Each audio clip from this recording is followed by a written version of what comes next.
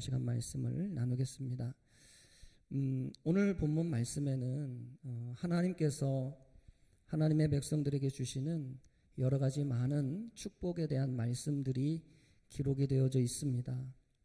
4절에 철을 따라 비를 주신다는 말씀으로부터 시작해서 12절에 나는 너희의 하나님이 되리라 하시는 이 말씀에 이르기까지 수많은 축복들이 오늘 본문에 기록이 되어져 있습니다. 부디 바라기는 이 모든 축복이 저와 여러분들의 삶과 가정에 임하게 되기를 주의 이름으로 축원합니다. 우리가 오늘 이런 하나님의 축복의 말씀들을 성경을 통해 읽을 때마다 우리의 마음이 좋아집니다. 왜냐하면 하나님께서 우리를 이렇게 축복해 주신다고 우리가 생각하면 우리 기분이 나도 모르게 좋아지는 것이죠. 그런데 다른 한편으로 우리가 이런 하나님의 축복의 말씀들을 보면서 다른 한편으로는 우리 안에 어떤 의심 같은 것들이 생길 수 있습니다. 그게 뭐냐면 하나님이 왜 우리에게 이런 축복을 주시는가 하는 생각입니다. 하나님께서 우리에게 무슨 이유로 우리에게 이렇게 잘해 주시는가 하는 의심이 들 수가 있습니다. 여러분, 북한에서 중국으로 탈북한 탈북자들 중에 중국과 북한 이 사이 국경 지역에서 사역하는 선교사님들에게 찾아오는 탈북자들이 굉장히 많다고 그럽니다. 왜냐하면 그 선교사에게 가면 도움을 받을 수 있고 선교사에 가면 자기가 살 수 있다. 그리고 더 나아가서 기회가 된다면 한국으로도 갈 수 있는 길이 열리기 때문에 어떻게든 선교사를 찾아가면 산다라고 하는 그런 소문이 있다는 거예요. 그래서 많은 탈북자들이 탈북해서 나름대로 살다가 어려워지면 이제 이 선교사들을 찾아온다고 합니다. 그런데 북한에서 이제 워낙 이 선교사들 때문에 골치가 아프잖아요. 왜냐하면 탈북자들 자꾸 빼서 한국으로 보내고 그러니까 북한 입장에서 본다면 이 선교사들이 굉장히 나쁜 놈들이거든요. 그러니까 이제 북한에서 이 선교사님들이나 아니면은 그 국경 지역에서 사역하는 어떤 교회들 이런 곳을 이제 가리켜서 뭐라고 얘기를 하냐면 거기는 사람을 인신매매하는 곳이다. 이렇게 가르친다는 거예요. 북한에서. 그래서 거기 가면 죽도록 이용만 당하다가 결국은 나중에 버려진다. 그 미국 놈들에게 세뇌당한 그런 종교에 세뇌당한 사람들한테 조종당하다가 나중에 비참하게 이렇게 버림당한다. 이렇게 이제 가르친다는 겁니다. 그러니까 탈북자들이요. 이제 탈북을 해서 중국으로 나와가지고 이제 이것저것 하다가 힘들어져서 오갈 데가 없을 때 이제 마지못해서 정말 지푸라기라도 잡는 심정으로 선교사들을 이제 찾아온다는 겁니다. 왜냐하면 이제 당장 어떻게 할 방법이 없으니까 돈도 없고 그 사람도 이제 그 신분증도 없이 탈북자들이 신분증도 없이 중국에서 살거든요. 그러면 뭐 일해도 돈도 못 받고 많은 어려움, 말로 할 수 없는 어려움이 있기 때문에 이제 정말 이러지도 저러지도 못하는 사람들이 어쩔 수 없이 거기 가면 정말 살 수 있을까? 이제 그런 반신반의하는 마음으로 선교사를 찾아오는데 그런데 선교사들에게 찾아와서 도움을 받으면서도 이 탈북자들의 마음속에 한켠에 있는 마음은 뭐냐면 저들이 왜 나에게 이런 선의를 베푸는가 하는 의문을 계속 가진다는 거예요. 그래, 나를 어떻게든 여기서 이용을 해가지고 나를 통해서 뭔가 이득을 얻어내려고 저들이 나한테 이렇게 잘해주는 거지. 처음에는 대부분 다 이렇게 생각을 한다는 거예요.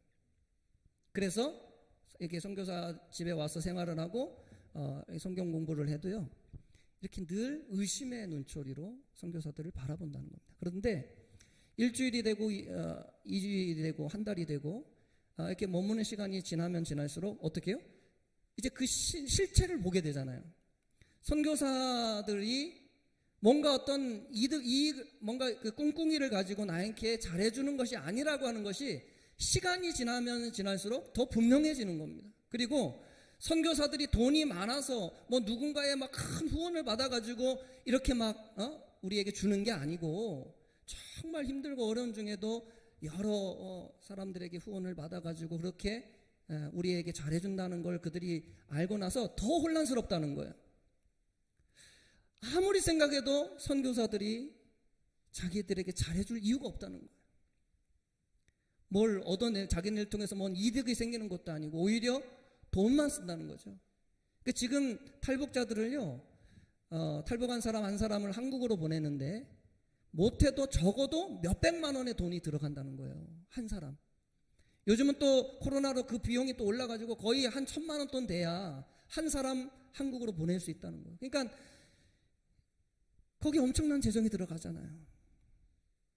그런데 도대체 이 사람들이 뭐 때문에 우리에게 이렇게 시간을 쓰고 돈을 쓰고, 그리고 그 위험한 상황 속에서, 중국은 지금도 복음 전하면 잡혀가거든요.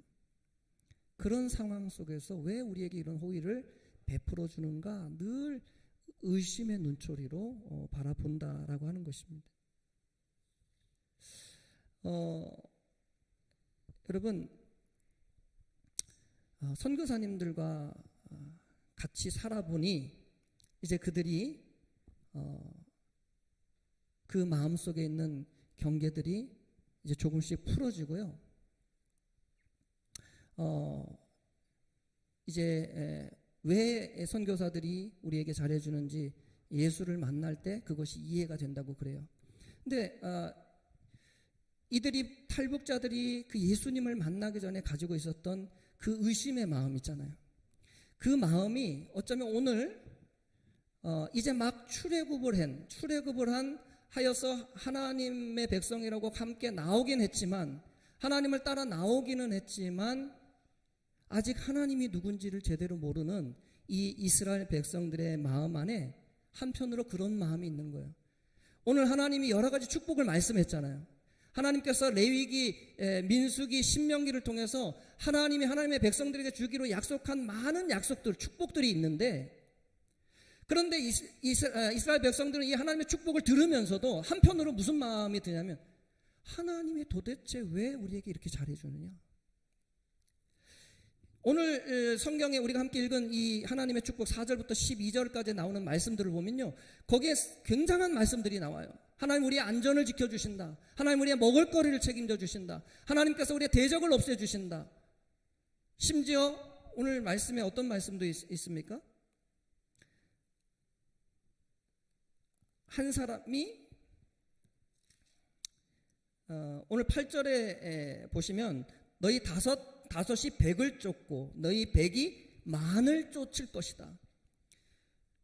엄청난 이야기를 지금 해주는 것입니다. 그 100배, 한 사람이 100배의 사람을 감당하겠다는 거예요. 그러니까 얼마나 많은 지금 축복을 주십니까? 근데 생각하면 생각할수록 이스라엘 백성들이 무슨 마음이 들어요? 하나님이 왜 이렇게 축복하시냐? 하나님이 왜 우리에게 이렇게 잘해주시느냐? 이해가 안 되는 거예요. 왜? 하나님이 도대체 누구길래, 하나님과 우리가 도대체 무슨 관계길래 하나님 우리에게 이렇게 잘해주냐? 이해가 안 되는 겁니다. 그래서요, 오늘 하나님은 하나님께서 이스라엘 백성들에게 복을 주시고 그리고 그들에게 특별한 은혜를 베풀어 주시는 이유를 설명하십니다.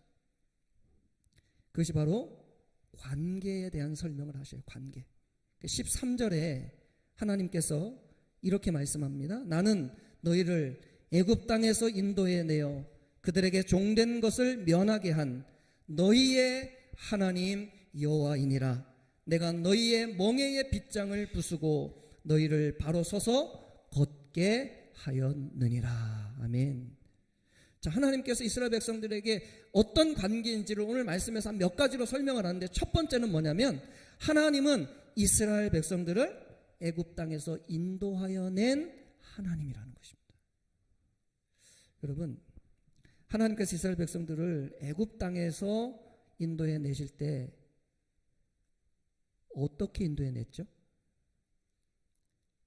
10가지의 재앙을 통해 이끌어내셨습니다. 그런데 그 마지막 재앙이 뭐였어요? 장자의 죽음 재앙. 그런데 그 장자가 죽지 않는 방법을 하나님 가르쳐 주셨거든요. 그게 뭐였죠? 뭐를 잡아요? 네, 어린 양을 잡아서 그 양의 피를 문 주위에, 출입구 주변에 바르면 죽음의 사자가 하늘에서 내려왔을 때 여기는 하나님 백성들이 있는 곳이구나 하고 넘어간다는 거예요.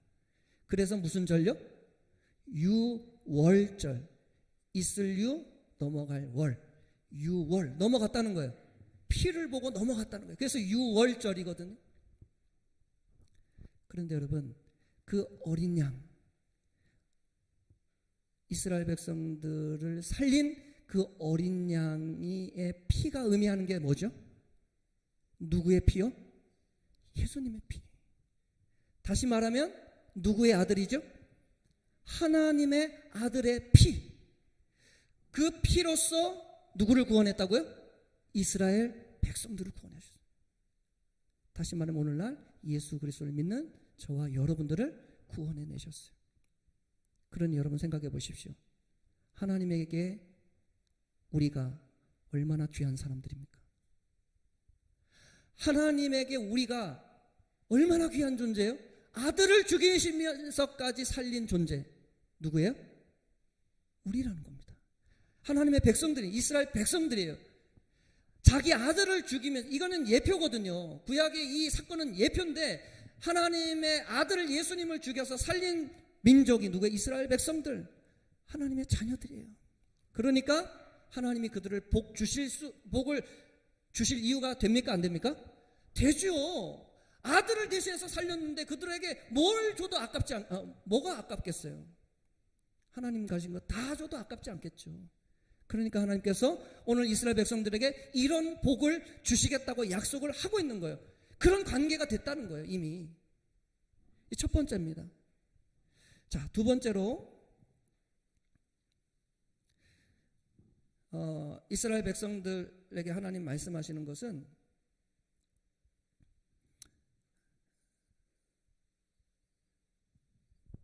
자, 백성들이 뭐라고 그러죠 여기? 13절에 보니까 나는 너희를 애굽 땅에서 인도하여 그들에게 종된 것을 면하게 한 너희의 하나님 여호와이니라. 두 번째는 뭐냐면 너희의 종되었던 것을 면하게 해준 하나님이라는 것입니다. 여러분, 이스라엘 백성들은요 실질적으로 애굽의 종으로 살았습니다. 그냥 이게 비유가 아니고 실제로 이스라엘 백성들은 애굽의 종이었습니다. 노예였어요. 그런데 그 노예였던 그들을 하나님 어떻게 해요? 노예에서 해방시켰다는 것입니다.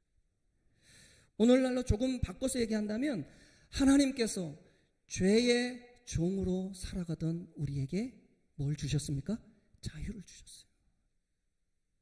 이제는 죄의 종, 마귀의 종이 아니라, 세상의 종이 아니라 이제는 하나님의 자녀로 살아갈 수 있는 축복을 주셨다는 것입니다. 하나님과 하나님의 백성의 관계가 이렇다는 거예요. 여러분, 하나님이 잘해줄 이유가 됩니까? 안 됩니까? 너무나 되죠. 내가 해방시켰는데, 하나님이 저들을 그 죄의 사슬에서 끌어주셨는데 하나님은 그들에게 뭐든지 주고 싶은 것입니다. 여러분, 그리고 또 하나님은 이스라엘 백성들이 종된 것을 면하게 하셨을 뿐만 아니라 이제는 하나님께서 이스라엘 백성들이 메고 있던 그 멍에의 빗장도 하나님께서 부셔줬다고 오늘 성경은 말씀하고 있어요. 그렇죠? 13절 세 번째, 너희의 멍에의 빗장을 부수고 그랬습니다. 멍에의 빗장을 부쉈다. 여러분, 우리가 이스라엘 백성들이 메고 있었던 그 멍에는 무슨 멍에입니까? 죄의 멍에죠. 그 죄의 멍에를 하나님께서 꺾어주시고 이제는 그 어깨를 가볍게 해주신 것이죠. 그리고 마지막 네 번째는 하나님께서 이스라엘 백성들이 바로 서서 걸을 수 있는 치유를 베풀어 주셨다는 것입니다. 여러분, 사실 이스라엘 백성들은 스스로 할 수 있는 것이 아무것도 없는 사람들이었습니다. 왜 그렇습니까? 종이었기 때문에요. 자기가 스스로 할 수 있는 것이 아무것도 없고, 그리고 여러 면에서 망가진 곳이 많은 사람들이었어요. 하나님이 처음 창조하셨던 하나님의 자녀의 그 모습과 비교해 본다면 그들은 너무나 망가지고 너무나 어그러지고 지금 너무나 잘못되어져 있는 모습들이었어요. 한마디로 다리가 망가져서 스스로 걸을 수 없는 절름발이 상태였다는 것입니다. 그런 그들을 하나님께서 치료하시고 회복시켜 주셔서 스스로 걸을 수 있는 하나님의 귀한 자녀들로 하나님 만들어 주신 것입니다. 하나님은 한마디로 이스라엘 백성들에게 치료의 하나님으로 다가오셨습니다. 여러분, 병원의 의사도요, 자신이 치료한 환자에 대한 애정이 있더라고요. 병원 의사도 자기가 힘들게 수술시켜서 살려낸 그 환자에 대해서 늘 관심을 가지고 궁금해하더라고요. 그렇게 바쁜 의사도 힘들게 치료한 그 환자를 관심 가지고 있다면 자기 아들을 내어주고 살린 하나님께서 우리에게 얼마나 많은 관심을 가지고 있겠습니까? 얼마나 우리에게 잘해주고 싶겠어요. 하나님은 한시도 우리를 눈에서 떼지 않는 것입니다. 그래서 성경 뭐라 그럽니까? 밤에도 낮에도 하나님은 항상 우리를 지켜보신다. 성경은 그렇게 말씀하고 있는 것입니다. 여러분, 하나님은 우리의 구원자이시고 우리의 보호자이시고 우리 영혼의 치료자이시기 때문에 하나님은 우리 영혼에 대해서 늘 관심을 가지시고 그리고 우리 영혼이 잘 되기를 원하시는 하나님이십니다. 그렇게 여러분, 오늘 말씀에 기록된 이 모든 축복들을 우리가 누릴 수 있는 것이고 우리에게 주시는 하나님의 축복으로 우리가 받을 수 있다는 것입니다. 그런데 여러분, 오늘 말씀에서 여러분 가장 중요한 말씀이 하나 있습니다. 오늘 여러 가지 말씀들이 1절부터 13절까지 많은 말씀들이 나오는데요, 여기에서 가장 중요한 말씀이 있어요. 그 말씀이 몇 절일까요? 한번 오늘 말씀 한번 쭉 훑어보세요. 과연 오늘 하나님의 이 축복의 말씀 중에 제일 중요한 말씀이 몇 절일까요? 3절 말씀입니다. 3절. 여러분, 3절에 뭐라 그러죠? 너희가 내 규례와 계명을 어떻게 하면요? 준행하면. 그러면서 4절부터 어떤 말씀이 나와요? 하나님 주시는 축복이 쫙 나오고 있어요. 여러분, 제일 중요한 말씀은 몇 절이요? 3절이 3절. 내 규례와 계명을 준행하면 이 모든 축복을 다 주겠다는 거예요. 그러니 여러분, 제일 중요한 게 3절이에요. 3절 여러분, 하나님의 축복은요, 하나님이 주시겠다 하면 주시는 겁니다. 그런데 여러분, 어떻게 그걸 받느냐가 중요한 거잖아요. 그러면 하나님의 축복은 하나님 말씀하시면 주는 건데, 그건 여러분 우리가 알아도 그만 몰라도 그만이에요. 왜? 하나님 말씀하셨으니까 그건 우리가 알아도 주실 거고 몰라도 주시는 겁니다. 그러면 제일 중요한 건 그럼 어떻게 그걸 받느냐는 거예요. 근데 오늘 성경 뭐라 그래요? 내 규례와 계명을 어떻게 하면요? 준행하면. 그 말씀대로 어떻게 살면 내가 이 모든 축복을 너희에게 더해 주겠다. 하나님의 약속입니다. 자, 그러면 오늘 성경에서 말하는 하나님의 그 규례와 계명이 뭐냐는 거예요.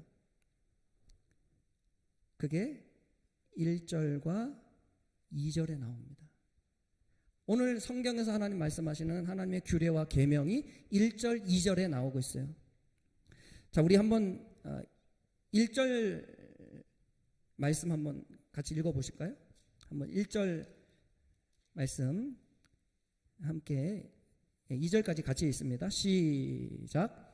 너희는 자기를 위하여 우상을 만들지 말지니 조각한 것이나 주상을 세우지 말며 너희 땅에 조각한 석상을 세우고 그에게 경배하지 말라. 나는 너희의 하나님 여호와임이니라. 너희는 내 안식일을 지키며 내 성소를 경외하라. 나는 여호와이니라. 아멘. 자, 오늘 이 레위기 26장에서 하나님이 하나님의 축복을 받아 누릴 수 있는 규례와 계명을 말씀하고 계세요. 자, 첫 번째는 뭡니까? 뭐를 섬기지 말라고요? 우상을 섬기지 말라. 이렇게 말씀합니다.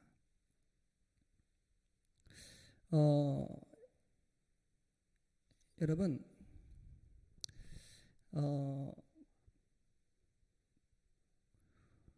우상 숭배를 하지 않는데요. 오늘 성경에 보면 누구를 위하여 우상 숭배를 하지 말라 그랬죠? 1절에 뭐라고 그랬어요? 너희는 1절 말씀 다시 한번 띄워주실래요? 너희는 자기를 위하여 우상을 만들지 말지니 그랬습니다. 여러분, 우상 숭배는요, 자기를 위하여 사는 게 곧 우상 숭배입니다. 여러분, 골로새서 3장 5절에 보면 이런 말씀이 있어요. 탐심은 우상 숭배니라 그랬습니다. 여러분, 탐심이 왜 우상 숭배죠? 왜냐하면 탐심의 핵심은 누구를 위하는 것입니까? 자기를 위하는 것이 탐심의 핵심이에요. 그래서 탐심은 뭐라고요? 우상 숭배라는 것입니다. 결국 자기가 잘 되려는 마음이 커져서 탐심이 되는 것입니다. 그래서 탐심과 우상 숭배는 하나인 것입니다. 여러분, 우리가 하나님의 축복을 받아 누리기 위해서는 우상 숭배를 하지 않아야 됩니다. 그동안 우리가 섬기는 모든 신들을 버려야 된다는 것입니다. 내가 예수 믿기 전에, 내가 하나님을 알기 전에 섬겼던 모든 신을 버려야 된다는 것입니다. 하나님을 섬기면서 다른 신을 같이 섬길 수는 없는 것입니다. 하나님을 섬기려면 하나님만 섬겨야 돼요. 하나님이 원하는 것입니다. 여러분, 만일 우리가 하나님을 섬기면서 우리 안에 또 다른 신을 섬긴다면 하나님의 축복은커녕 하나님의 진노를 받을 수밖에 없어요. 그런데 여러분, 우리 중에 다른 신을 섬기는 분은 아마 없을 것입니다. 우리 하나님 섬기는데 다른 신도 섬기고 있는 분은 아마 이 자리에 아무도 안 계실 거예요. 혹시 아직도 정리하지 못한 신이 있다면 여러분, 오늘 이 시간부터 다 정리하시기를 주의 이름으로 축원합니다. 혹시 집에 아직 신주단지 모시고 계신 분 안 계시죠? 혹시 저기 아무도 모르는 다락이나 장롱 꼭대기 같은데 혹시 신주단지 모시고 계신 분 계시면 여러분, 그거 처분하셔야 됩니다. 그리고 혹시 집안 어딘가에 옛날에 비싼 돈 주고 산 부적 혹시 붙이고 계신 분이 계시면 그거 다 버리셔야 돼요. 그럼 하나님께서 싫어하십니다. 여러분, 우리가 결단해야 돼요. 한 주인만 섬기기로 결단해야 됩니다. 여러분, 아직 제사를 끊지 못한 분이 계시다면 여러분, 오늘 결단하고 끊는 은혜가 있게 되기를 주님의 이름으로 축원합니다. 지혜로운 방법으로 끊으시길 바라요. 막 어거지로 막 가족들하고 싸워가면서까지 하시지는 마시고 지혜롭게 끊었으면 좋겠는데요. 지난 2년간 우리가 코로나로 인해서 참 많은 힘든 시간을 보냈는데요. 코로나로 좋았던 점 한 가지가 있어요. 그게 뭐냐면 코로나 기간에요, 제사 안 드리겠다고 한 집이 많아졌다는 거예요. 어차피 못 모이니까 제사 뭐 혼자 드릴 수도 없고 에이 이참에 그냥 맙시다 이래가지고 제사 안 지내게 된 집들이 굉장히 많다는 것입니다. 영적으로 보면 좋은 일입니다. 여러분 우리는 두 주일을 섬길 수 없는 존재들입니다. 우리가 결단하지 않고는 하나님의 축복을 누릴 수 없는 것이죠. 오늘부터 하나님 한 분만 섬기기로 결단하실 수 있는 우리 복된 성도님들 되시기를 주의 이름으로 축복합니다. 둘째로 오늘 하나님의 규례는 안식일을 지키라 이렇게 말씀합니다. 그런데 여러분 우리가 하나님의 안식일을 지키는 규례는 오늘 본문에는 그냥 안식일을 지켜라 이렇게 간단하게 나와 있지만 여러분 출애굽기 20장 8절에 보면 안식일을 지키라고 말하는데 뭐라고 말하냐면 안식일을 어떻게 해서 지키라고요? 기억하여 거룩하게 지키라 이렇게 말씀하고 있어요. 여러분 우리가 일철 나서 바빠지면 주일이 오늘인지 내일인지 헷갈릴 때가 있습니다. 막 정신없이 일을 하다 보면요 내일이 주일인지 모레가 주일인지 헷갈릴 때가 있거든요. 여러분 우리가 안식일을 거룩히 지킬 때 중요한 것은 그날을 기억하여 지키는 것입니다. 우리가 안식일을 거룩히 지키는데 안식일을 어떻게 하라는 것입니까? 준비해야 될 것을 이야기하고 있어요. 사실 여러분 유대인들이 안식일을 온전히 지키기 위해서는 준비해야 될 것들이 굉장히 많았습니다. 왜냐하면 안식일에는 뭐 하면 안 돼요? 일하지 말라 그랬잖아요. 그러니까 안식일에는 어떤 일도 하지 않아야 되기 때문에 그들이 안식일 전날부터 안식일을 지키려고 많은 준비를 해야 돼요. 왜? 일단 먹을 거리를 2배로 준비해 놔야 돼요. 안식일에는 뭘 들고 왔다 갔다 하기가 어렵기 때문에 그들이 하루 전날 미리 다음날 먹을 음식도 다 준비해 놔요. 쓸 것도 다 준비해 놔요. 그렇게 준비해야 됩니다. 그리고 해야 될 일들도 내일은 쉬어야 되기 때문에 내일은 안식일이라 쉬어야 되기 때문에 미리 지금 하고 있는 일들도 미리 부지런히 더 서둘러서 더 많이 해놓는 거예요. 내일 온전히 쉬기 위해서 하루 전날 더 열심히 일하고 더 부지런히 일해서 더 많은 일을 끝내놓는 거예요. 그리고 안식일에 하나님께 드릴 예물 그리고 제물도 미리 하루 전날 미리 준비해 놓는 것입니다. 그렇게 여러분 이스라엘 백성들은 늘 안식일을 어떻게 해요? 기억할 수밖에 없어요. 내일이 안식인 것을 놓치고 있었다가는 하나님 앞에 제물도 드릴 수 없어요. 어쩌면 안식일 날 쫄쫄 굶어야 될지도 몰라요. 그러니 그들은 늘 안식일을 기억하고 있는 거예요. 아, 내일 모레구나, 내일이구나, 오늘이구나. 여러분 우리가 하나님께 예배를 드리는 것도 이스라엘 백성들이 안식일을 지키는 것과 별반 다르지 않습니다. 우리도 하나님께 온전한 예배를 드리기 위해서는 미리 준비해야 하는 것들이 많이 있어요. 물론 우리가 기르는 작물 특성상 주일에도 일해야 하는 경우가 있습니다. 그러나 그렇기에 우리가 어떻게 해야 될까요? 조금 더 부지런하게 움직일 필요가 있습니다.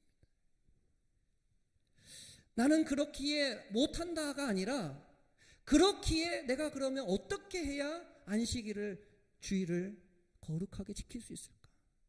아, 조금 더 부지런히 일해야 되겠구나. 조금 더 많은 일을 끝내놔야 되겠구나. 그렇게 되는 것입니다.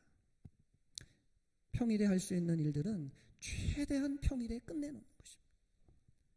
또 혹시나 주일을 피할 수 있는 작물이 있다면 작물을 바꿔보는 것도 한 방법일 수 있습니다. 왜요? 꼭 그것만 해야 되는 건 아니잖아요. 꼭 그것만 길러야 되는 건 아니잖아요.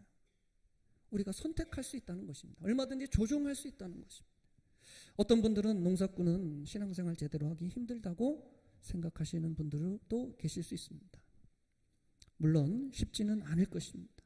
그런데 농사꾼이어서 신앙생활이 어려운 것이 아니라요, 정확하게 말씀드리면 결단하지 않아서 어려운 것입니다.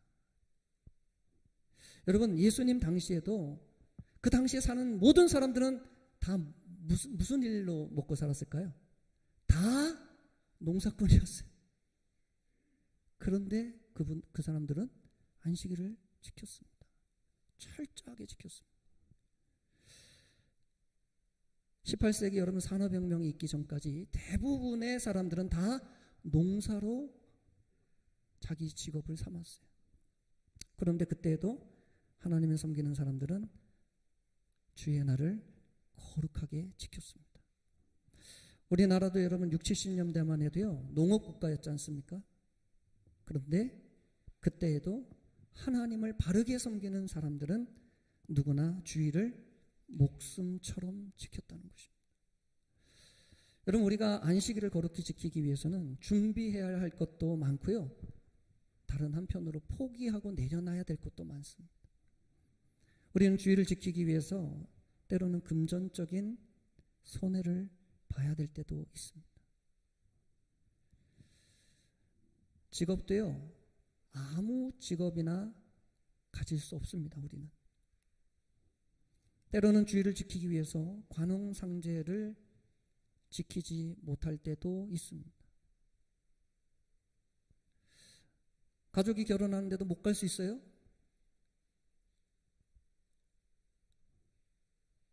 누가 기쁜 일이 당했는데 못 갈 수 있습니다. 돌잔치 못 갈 수도 있습니다.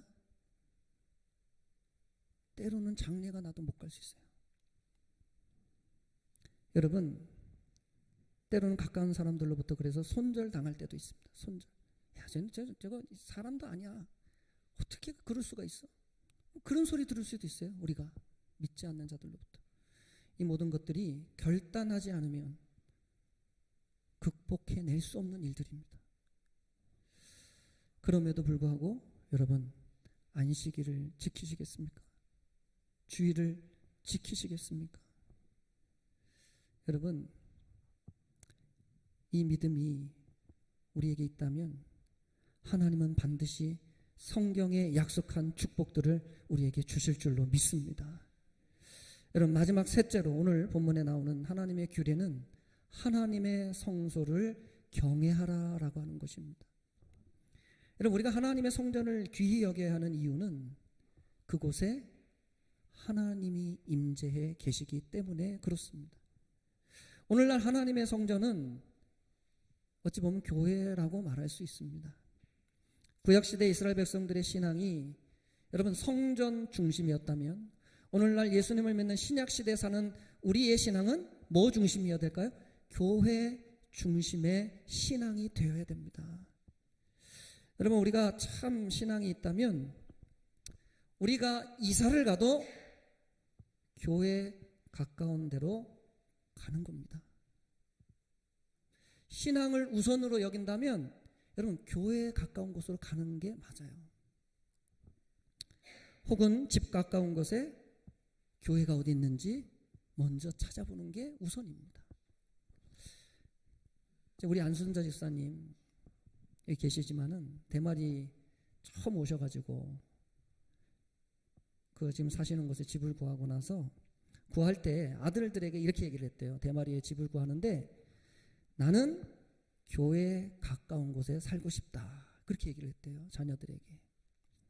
그리고 여기 이제 대마리 집을 구하시고 여기에 이사 온 첫날 손주와 같이 손을 잡고 교회가 어디 있는지 마을에 돌아다니면서 찾았다는 거예요.